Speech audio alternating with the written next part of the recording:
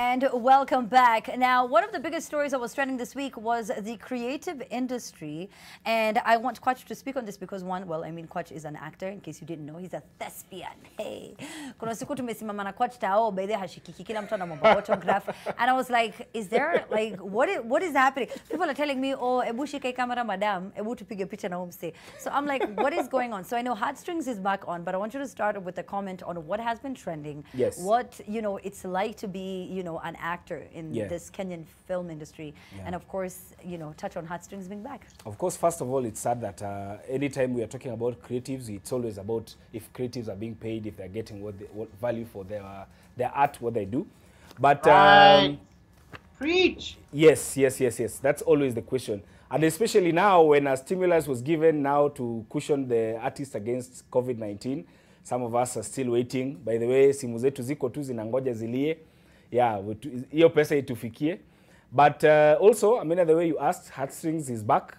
We will be doing, this time it's something different because of course because of the situation that is happening, we're going to do a live rehearsal. It will be a theater show, but now a live rehearsal where the audience will be the ones directing what we can do. Nice. You know how interesting that will be? That's very interesting. Yeah. I like that. So we've been adding our voice to what has been happening, but still artists are doing their work. People are doing shows, people are doing online performances. So just support your artists, support whoever it is you want to support. All right, there you go. Support whoever it is that you want to support. Make sure that you help them put some bread on their table. Now, moving on to another big story. Now, an assistant chief in Tigania West was on Saturday arrested for taking a 300 shilling bribe. Mr. Joshua Karithi, the assistant chief of Mbeu sub-location, the assistant chief was arrested after he took the bribe from a member of the public so as to settle a land dispute. The assistant chief was arrested alongside 2 other people, and you can do the math. 3 people arrested for taking a 300 bob bribe. So unaweza imagine walikuwa nagawana how much. Chief ataambia watu nini? Chief, riare 300 bob. Side, what is this? Let me tell you, there's some bribes that are not even worth going to jail. 300 bob. It should be 300 this billion. This is the one where, I know, this is just a vendetta. Whoever he gave the bribe to, they don't like each other. He was like, you know what? I hate you so much. I've given you this 300. Lakini haishi hapo. I'm going to call ESCC on you. You know, ESCC should have a kiwango where they're like, if you are bribing worth this much, then you are worth our attention. Bribes below this much. I'm going to disagree with the both of you totally. A bribe is a bribe, whether it's 5 shillings, whether it's 10 shillings. I get that. Whether you are in the house and you're bribing someone to wash the utensils for you, I'm just saying, a bribe is a bribe. The resources should not be devoted to something like that. However, I will say this. Kwach, if you're going to go down, you want to go down on some Rotich allegations. You know what I mean? Like some big time money where if people are like, is that true? Like, they see where the temptation came in. No, but first of all, I agree with you, yes, that we should invest this energy to the big players. They should be in prison, serving good time. But this thing is what we are normally told. All of us are just corrupt. We are just waiting for opportunities to go there in those positions and take what we know. Because that 300 shillings, if that chief was taken in a bigger public office, it would be 300,000 shillings. Akipanda kidogo, it would be 3 million shillings. Inaenda 3 billion shillings. Then we start saying, we Kenyans, we are losing almost 1 billion shillings every year to corruption. While we're here trying to finance a 2.7 trillion budget, agree with Kwach, that no one has. You have to stop it at that point, right? Exactly. So, and also there's something I wanted to add on this thing, that let us not try to take away the responsibility of corruption from the person who bribes. Because if you are bribing, you're just as bad as the person who's getting bribed. You're an accomplice. Yes, you're an accomplice. And in fact, I understand that the reason why people bribe is because the magendo system is what is operating. If you want services, you have to give something kidogo. Ndio njia zifunguke. Ai, Kwach, lakini sasa kama assistant chief mzima, ama chief tu mzima, ama anybody. I mean, I agree with Cindy. Some money, like when your name is there and then there's a B, there's an M, people are like, wow. You know what I mean? Like 300 bob. All right, so now this, yes, Cindy, what? I'm saying 300 like this. Please. First of all, whoever called ESCC, the airtime they use is probably more than that 300 bob. It's a waste of time. I think ours wadogo ndio wanafaa kupigwa kabisa waache because they are still redeemable. They're redeemable. No, but can you imagine being, as in, going down your reputation, like, you know, your name, just being dragged in the mud for 300 bob. But anyway, I think it also speaks to the desperation, maybe going to the kind of salary that they receive. You know, for you to look at 300 bob and think, that's money I can take that is worth my reputation. You know what I mean? Like, there's some despair to that. Now, our final story tonight, controversial presenter Andrew Kibe found himself on the wrong side of the law on Friday, June 5th, after a confrontation with 3 police officers. Now, the video, which has since gone viral on social media, shows Kibe confronting the 3 police officers who had tried to effect the arrest. The incident happened at a car wash in Hunningham, where him and his friends were.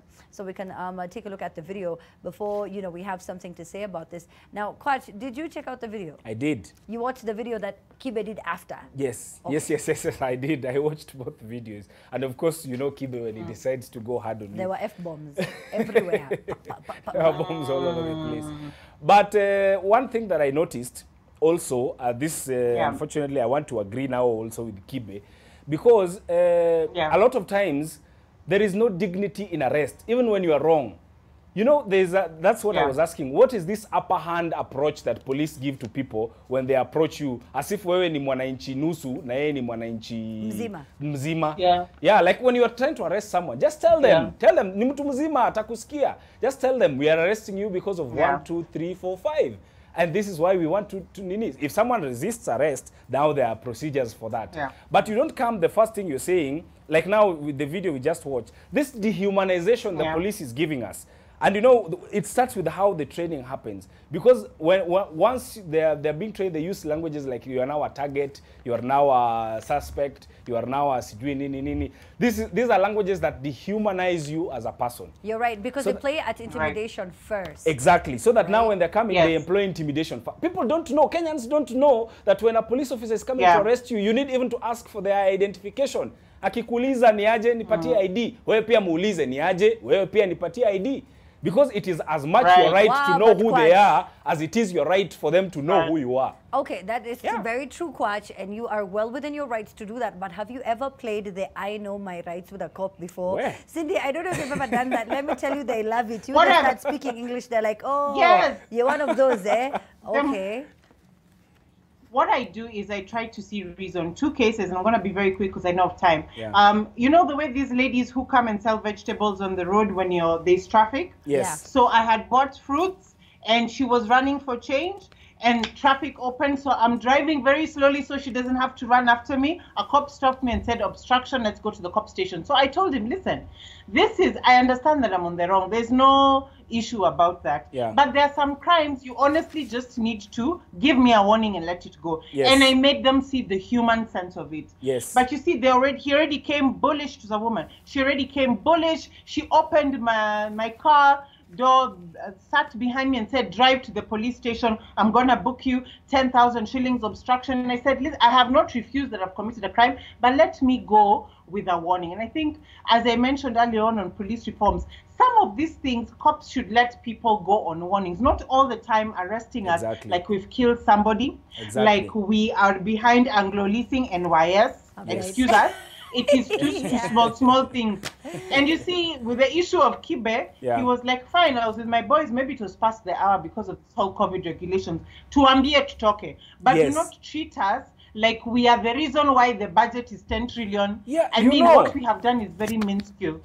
And it can honestly piss you off as a citizen. You're like, nini wewe, si uniachilie kidogo. Don't treat me like the person behind Anglo-leasing. Makosa zingine ni za kuchunga. And you can just use common sense right there and then. But I will be fair again, and I will say this, I keep on playing the devil's advocate on the show, but there are some cops who do employ that, you know, quite that very friendly approach. You know, they speak to you. They even tell you, Madam, unajua ni nini umefanya, this and this and this and this could have happened.